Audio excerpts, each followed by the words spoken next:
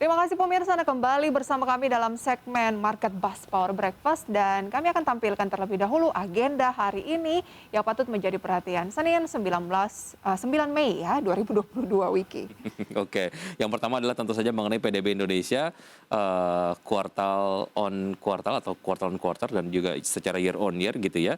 Kemudian juga ada data inflasi Indonesia di bulan April, kemudian libur hari nasional Hong Kong dan neraca dagang China di bulan April dan PMI jasa Jepang. Oke, dari emiten dari dalam negeri tentunya ada Saratoga yang akan dividen, diikuti IFSH, BTPS, DRMA. Keempatnya akan dividen rencananya hari ini. Kemudian Roti akan pembayaran dividen tunai, Astra, DSNG, dan Jaya akan ex-dividen. Oke, itu dia beberapa agenda yang patut Anda cermati dan untuk membahasnya sudah terhubung melalui aplikasi Zoom bersama dengan Pak Antonius Edison, Head of Research Astronaci Internasional. Pak Anton, selamat pagi. Selamat pagi. Pagi Pak Anton, terima kasih sudah bergabung. Salam sehat selalu Pak Anton. Sehat. Oke, baik. Oke, bicara mengenai analisa Anda mengenai pergerakan dari IHSG seharian ini begitu ya, dilihat dari beberapa isu lah, salah satunya dari kenaikan suku bunga The Fed sendiri. Nampaknya pasar akan merespon seperti apa, Pak Anton? Kalau dilihat kebiasaannya kalau misalnya suku bunga The Fed naik, maka akan ada capital outflow ya. Jadi harusnya IHSG akan terrespon sentimen negatif untuk berita ini. Dan memang secara price actionnya, secara technical analysis, IHSG memang sudah sideways di area resisten dan cenderung akan terbentuk suatu koreksi yang signifikan menuju area support 7080. Oke, tapi kalau lebih jauh sebenarnya dampak secara fundamental ke Indonesia dengan kenaikan suku bunga Bank Sentral Amerika Serikat sebenarnya dari kacamata Astronaci apa sih?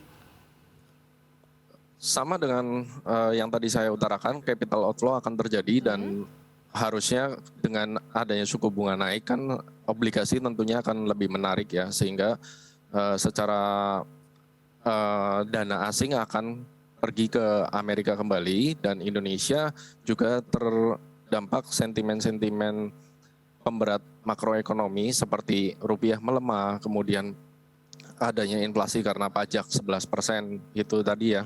Jadi akan tetap sentimennya negatif Baik, untuk artinya ekonomi secara Indonesia. fundamental ada beberapa yang kemudian terdampak dari teknikal juga tadi sempat disampaikan. Sudah ada di level resistennya ataupun mungkin sudah ada di level jenuhnya begitu ya dan mungkin akan terkoreksi hari ini. Oke, terkait dengan isu tadi ataupun analisa tadi, adakah saham-saham ataupun sektor-sektor yang sektoral dulu kali ya, yang kemudian menarik untuk dicermati Pak Anton?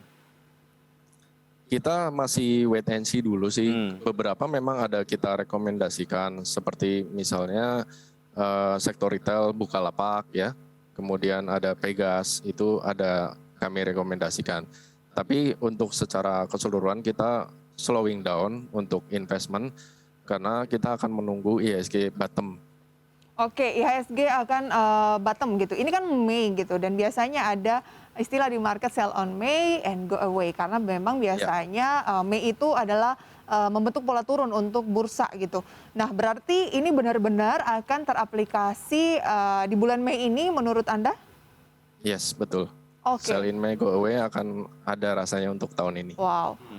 Bagi yang belum beli sebenarnya ini kesempatan gitu ya. Iya. Tetapi kemana arah indeks harga saham gabungan? Perlu dikhawatirkan tidak misalnya ternyata turunnya cukup dalam gitu? Ya, kalau penurunan kami lihat cukup signifikan ya, sehingga harusnya Anda kalau mau beli buy with cautious ya, perbanyak cash tentunya, tunggu benar-benar IHSG-nya bottom dan terbentuk reversal. Oke, baik. Kalau dilihat dari sentimen fundamental Indonesia mengenai sentimen-sentimen tadi lah ya, tentunya terkait dengan beberapa data yang kemudian akan disampaikan mengenai PDB Indonesia, kemudian juga data inflasi dari Indonesia, nampaknya ini akan cukup menahan proyeksi Anda nggak, Pak Anton, untuk kemudian tadi Anda sampaikan bahwa memang IHSG akan terkoreksi hari ini?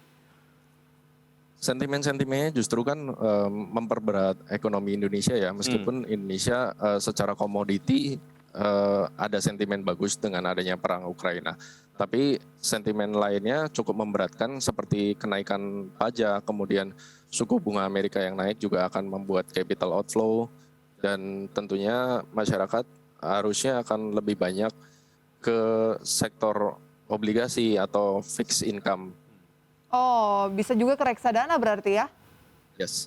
Oke, berapa support dari Astronaci untuk indeks harga saham gabungan di tengah peluang koreksi bulan Mei ini? Untuk support terdekat yang kita pantau adalah area 7.080 dan support jangka panjangnya di area 6.000-an. Wow, bisa di 6.000-an ya. Kalau 7.000 ini berhasil tertembus, tetapi masih cukup wajar ya, misalnya masih bertahan di level psikologis 7.000 ini. Masih, karena secara tren masih dalam bullish ya. Oke. Koreksinya masih bentuk koreksi dari bullish.